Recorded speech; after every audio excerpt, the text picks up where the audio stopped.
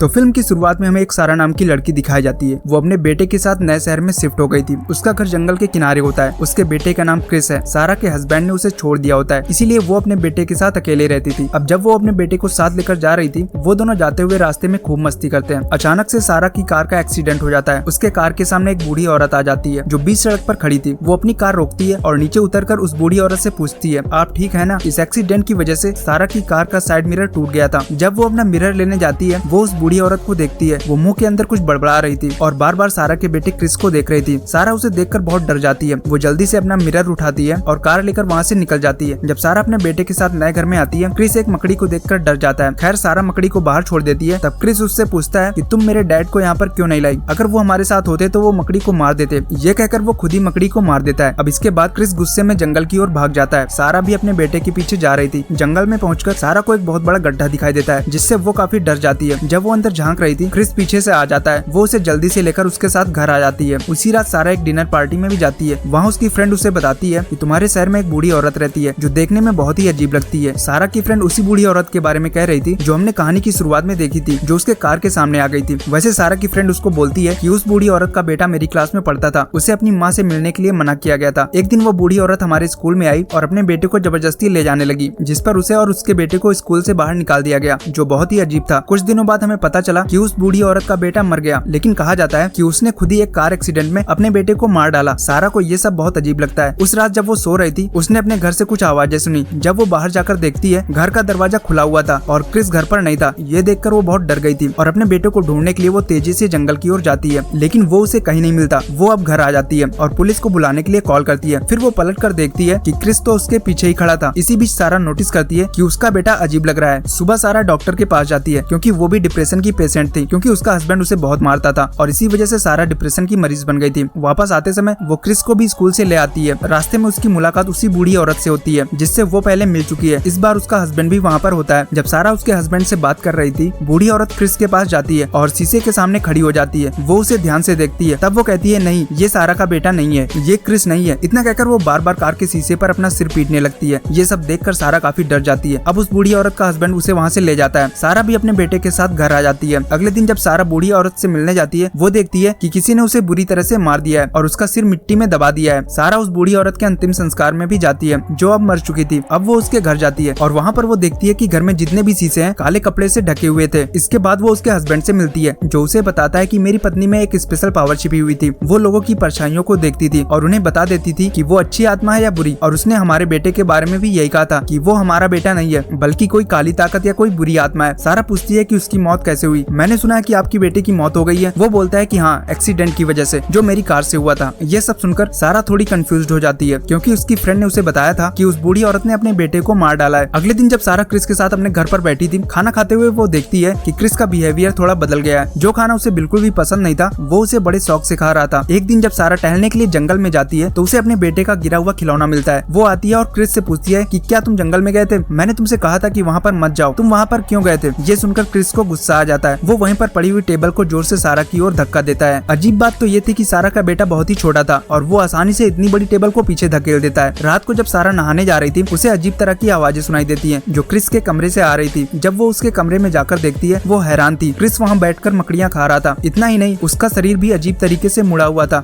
ये नजारा देखकर सारा काफी डर जाती है और अगले दिन वो क्रिस को डॉक्टर के पास ले जाती है। डॉक्टर उसका चेकअप करता है और उसको बोलता है कि तुम्हारा बेटा तो बिल्कुल ठीक है, उसे कुछ नहीं हुआ है। सारा अपने बेटे के साथ घर तो आ गई थी, लेकिन उसे लगने लगा था कि ये उसका बेटा क्रिस नहीं है। जब वो मेज पर बैठा था खाना खाते समय, वो सारा के चेहरे को छूता है। सारा के सिर पर जो घाव था वो उसे खोल देता है। उसे बहुत ही दर्द हो रहा था, लेकिन बाद में हमें पता चलता है ये तो बस सारा का सपना था। अगले दिन क्रिस के स्कूल में एक फंक्शन होता है, जिसमें सारा भी जाती है। क्रिस के परफॉर्मेंस के टाइम वो नोटिस करती है कि वो बस उसे ही देख रहा है। ये सब देखकर सारा डर जाती है और वो हॉल के बाहर आ जाती है। थोड़ी देर बाद क्रिस की टीचर भी उसके पास आती है, जिसके साथ क्रिस भी था। सारा को उस पर शक होने लगा था, इसीलिए उसने अपने बेटे के कमरे में कैमरा लगा दिया था। उसके बाद जब वो कैमरे में वीडियो देखती है, उसे यकीन हो जाता है कि क्रिस उसका असली बेटा नहीं है। ये कैमरा तुरंत सारा लेकर बूढ़ी औरत के हस्बैंड के पास जाती है। सारा उसे वीडियो देखने के लिए कहती है, लेकिन वो वीडियो देखने से मना कर देता है, क्योंकि उसे डर था कि जो उसकी पत्नी और बेटे के साथ हुआ वही उसके साथ भी होगा। और वो कैमरा तोड़ देता है, क्योंकि उसे याद आता है कि उसकी पत्नी ने क्या कहा था, जो हमें कहानी के आगे पता चलेगा। खैर सारा उसके बाद घर आ गई थी। वो क्रिस को देखती है जो टीवी देख रहा था। उसे चेक करने के लिए सारा उससे कहती है कि क्रिस, चलो अपना फेवरेट गेम खेलते हैं। उस गेम में सारा 3 तक काउंट करती थी, फिर दोनों अजीब सा मुंह बनाते थे। लेकिन इस बार क्रिस कुछ नहीं करता। सारा कंफर्म हो जाती है और वो कहती है तुम जो भी हो क्रिस नहीं हो, तुम मेरे बेटे नहीं हो। और यहाँ पर तभी क्रिस सारा को उठा लेता है और जोर जोर से दीवार पर पटकना शुरू कर देता है। वो उसे दीवार पर मार रहा था। सारा को विश्वास हो गया था कि वो क्रिस नहीं बल्कि कोई बुरी आत्मा है। बहुत ज्यादा घायल होने की वजह से सारा बेहोश हो जाती है। जब उसे होश आता है वो अपने घर के बाहर थी। वो बुरी आत्मा जो क्रिस के अंदर थी वो उसके बगल में बैठा था और वहाँ पर जमीन की खुदाई कर रहा था। इसके बाद वो सारा को खींच लेता है और उसका चेहरा उसी गड्ढे में दबा देता है। यहाँ पर हमें पता चलता है कि उसी बुरी आत्मा ने उस बूढ़ी औरत को मारा था, क्योंकि उसे इस बात का पता चल चुका था कि ये असली क्रिस नहीं है। इसीलिए वो कहानी की शुरुआत में क्रिस को ध्यान से देख रही थी। खैर थोड़ी देर बाद बुरी आत्मा बेहोश हो जाती है क्योंकि सारा ने उसके खाने में दवा मिला दी थी। सारा किसी तरह खुद को जमीन से बाहर खींचती है और उस बुरी ताकत को ले जाती है जो क्रिस के अंदर थी और उसे ले जाकर वो तहखाने में बंद कर देती है। तब सारा क्रिस का असली चेहरा उसकी कार के टूटे हुए शीशे में देखती है, जिसे देखकर वो डर जाती है। वो एक डीमन का चेहरा था। वो डीमन अब धीरे धीरे जाग रहा था और एक बार फिर उसने सारा पर हमला बोल दिया था। वो किसी तरह खुद को बचाती है और उसको बेसमेंट में बंद करके वो जंगल की ओर भाग जाती है, जहाँ पर बहुत बड़ा गड्ढा था। वो उस गड्ढे के अंदर जाने का फैसला करती है क्योंकि उसे लग रहा था कि उसका बेटा यहीं पर होगा। जब वो उसके अंदर जाती है तो वहाँ उसे एक सुरंग मिलती है जिसमें उसे क्रिस मिलता है, यानी कि उसका असली बेटा जो अभी भी जीवित था। जब वो सुरंग से अपने बेटे के साथ बाहर आ रही थी वो अपने पीछे कई सारे डीमंस को देखती है जिनके चेहरे बहुत ही अजीब थे। उसको कई कंकाल भी दिखते हैं, जिसका मतलब था कि ये डीमंस बच्चों को खाते थे। वो यहाँ पर किसी एक बच्चे को अपने साथ लाते थे, फिर उसका रूप लेकर उसकी फैमिली में शामिल हो जाते थे, जैसा कि क्रिस के साथ और उस बूढ़ी औरत के बेटे के साथ हुआ था। और उस बूढ़ी औरत ने अपने बेटे को इसलिए मार डाला क्योंकि उसे पता चल जाता है कि जो उसके घर में रह रहा है वो उसका असली बेटा नहीं बल्कि एक डीमन है जो उसके बेटे के रूप में है। लेकिन वो कभी भी अपने असली बेटे तक नहीं पहुंच पाती और सब जगह ये फैल जाता है कि उस बूढ़ी औरत ने अपने बेटे को मार डाला। जब सारा इस सुरंग से बाहर आती है एक डीमन ने उसका हाथ पकड़ लिया था। वो उसे टॉर्च से मारने की कोशिश कर रही थी। वो डीमन देखते ही देखते सारा की तरह दिखने लगा था। अब वो जैसे तैसे अपने बेटे को बचा लेती है और उस बड़े क्षेत्र से बाहर आ जाती है। यहाँ पर हमें ये भी पता चलता है कि वो डीमन किसी भी इंसान का रूप ले सकता था। वो अब अपने घर में जाकर जैसे तैसे कार की चाबियां लाती है और वो अपने घर में आग लगा देती है जिस घर में क्रिस की शक्ल में डीमन बंद था। उसके बाद वो अपने बेटे को लेकर वहाँ से चली जाती है। कुछ दिन बाद हमें दिखाया जाता है कि सारा नए शहर में शिफ्ट हो गई है। वो यूनिवर्सिटी भी जाने लगी थी और यहाँ पर हम क्रिस को साइकिल चलाते हुए देखते हैं। एक दिन जब क्रिस अपनी साइकिल चला रहा था तो सारा चुपचाप उसकी फोटोज लेती है जिसमें क्रिस का चेहरा थोड़ा धुंधला था और अब सारा ने उसके घर के चारों ओर मिरर भी लगा दिए थे। वो मिरर शायद इसलिए थे कि सारा को अभी भी डर था कि क्रिस उसका असली बेटा है या फिर नहीं, और इसीलिए वो फोटोज भी ले रही थी। और इसी डरावनी एंडिंग के साथ इस फिल्म की कहानी यहीं पर खत्म हो जाती है।